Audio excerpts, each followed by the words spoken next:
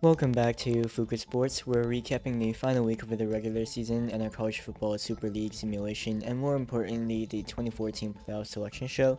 We'll show you the scores from the regular season finale, quite a number of teams played spoiler actually, and the final standings for each division, and the college football playoff bracket. But if you're joining us for the first time, we're using our college mod on Access Football 2024 with updated rosters and playbooks. 80 teams are competing in the simulation, just like in the proposed Super League, with 10 teams competing in each division, and the group of 5 teams on the rotation. Here's the division alignment that we're using, and you can view the entire pitch deck that discusses the exact divisions of the Super League by clicking in the link in the description down below, which is also the same link in the bottom of this graphic. So let me remind you of the current college football playoff rankings and the teams on the bubble, with Boise State currently slated to earn a first round bye due to their division lead. Arizona, Iowa State, Notre Dame, and NC State are your last 4 teams in, with Nebraska, Louisville, SMU, and Tulane your first teams out. Here are the scores from the final week of the regular season, and you can immediately see that a ton of teams in the bubble faltered. Louisville, Miami, Nebraska, Purdue, SMU, Tulane, Washington all lost, some of them simply to higher ranked teams, but some of them, such as SMU, Louisville, and Washington, suffered ugly upsets, knocking them out of the playoff hunt. Even up top, 3 of the division leaders coming into the week, Kansas State, Oklahoma, and Florida State, lost out on their respective division titles as they were all upset as well. Additionally, all 3 of those games were not entirely close either. The Oklahoma State-Oklahoma game was eye-popping as the Cowboys won by 30. Utah fought for their playoff lives as they beat Kansas State by 20. And Florida State never got within a touchdown of their rival Florida until the Gators took a safety on the last play of the game. That brought the Seminoles within 4, but obviously the game was over. Elsewhere, NC State shut out Duke 29-0, the league's first shutout win in almost 2 months since Kansas's 28-0 win over Wisconsin and Ole Miss's 27-0 win over Georgia Tech, both happening in Week 5. Boise State 50-piece Troy to win the circuit flex. Iowa put their rival away in Nebraska to steal the division from K-State. Virginia Tech rallied from 17 points down and saved their spot in the college football playoffs. And Alabama raced out to a 29-0 lead in the Iron Bowl.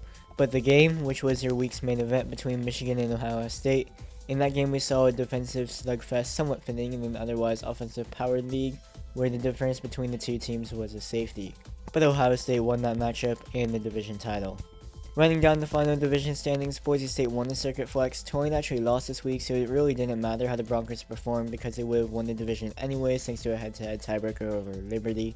Besides those 3 teams up top, there's actually tons of parity with the other 7 teams in the division. It really seemed like anyone could beat anyone at any time in the season.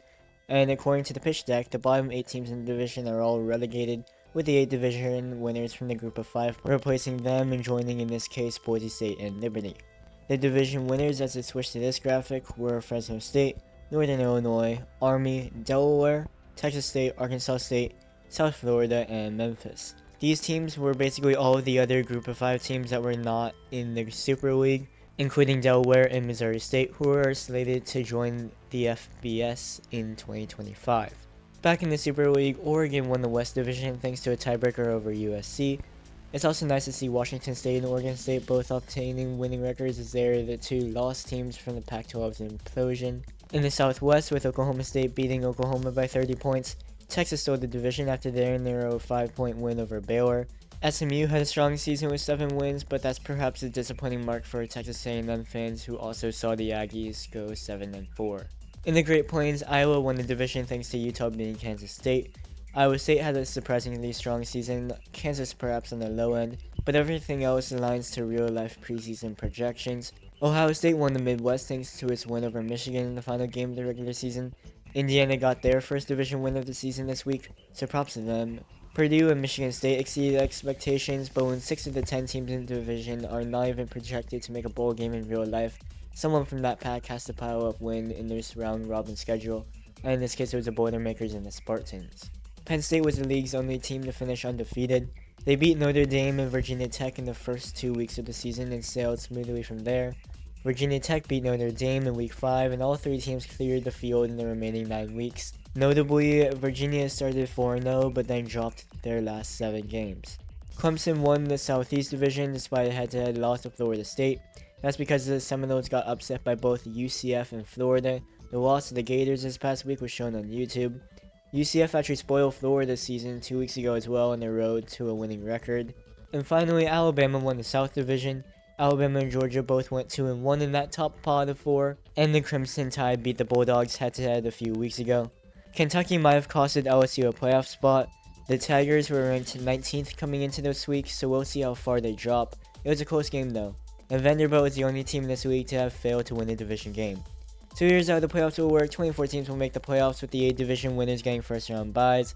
They'll be seeded 1 through 8 based on their position in the rankings, and every division leader is ranked, so you won't come across the issue of 2 or more unranked division winners. The remaining 16 teams will receive at-large bids based on the order that they finish in the college football playoff rankings, with the top 8 teams getting to host the bottom 8 teams for the first round of the playoffs. And as we get past the first 2 rounds of on-campus games and into the quarterfinals, the New Year's 6 Bowls will host the rest of the games. But without further ado, here are the final college football playoff rankings and who will qualify for the playoff bracket. We'll start by reviewing the 8 division winners, as they will be getting first round byes in the playoffs as mentioned before. Penn State is a top seed, no surprise there. Ohio State and Oregon stay put at 2 and 3. And you can see everyone else getting a few spots getting credited for their division titles. Alabama did jump Texas due to their 29-point win in the Iron Bowl and their overall strength of schedule compared to their Longhorns' struggle to put away Baylor. Next are the top 8 teams receiving at-large bids. They'll host the first round matchups on campus. Georgia and Michigan stay put. USC moves up a couple spots, probably could have jumped Michigan had they beaten UCLA more convincingly. Florida State stays in the top 10. Oklahoma State jumps up after upsetting their rival by 30 points. And Kansas State remains hosting a playoff game despite their upset loss to Utah. I'll reveal the next 4 teams now. Oklahoma plummets all the way down to 16th, and a road game for the first round of the playoffs. 3 losses, including 2 in the final 3 weeks, would do that for you though. Virginia Tech quietly had a successful 10-1 campaign, but they did kind of struggle to move up the rankings due to a weak strength of schedule. The Hokies jumped Tennessee, and Arizona comes in at 19th. The Wildcats have been ranked 19th or 20th in all but one edition of the college football playoff rankings, so they're rather familiar in this spot. I'll reveal 3 more teams now. These 3 teams were inside the playoff picture coming into this week and all won as well, so there's not much reason to take them out of the field. NC State jumps both teams as they pulled the league's first shutout victory in almost 2 months. Iowa State drops a spot due to them needing overtime to put away a bad BYU team, and Notre Dame just stays put. But that only leaves 1 spot left, and I'm sure you can tell who's the glaring omission. Will the committee take LSU all the way out of the playoff picture? They were 19th coming into this week, so somewhat comfortably inside the playoff field and also in arguably the toughest division. But then again, they suffered their 4th loss of the season this week. But if they were to go out, who would jump them? 25th ranked Nebraska lost to Iowa this past week, and there's just a slew of 7-win teams, also a couple of strong circuit flex teams. So who will the committee put in? And it's LSU. Shocking in a way, but not at all surprised. The SEC bias is real.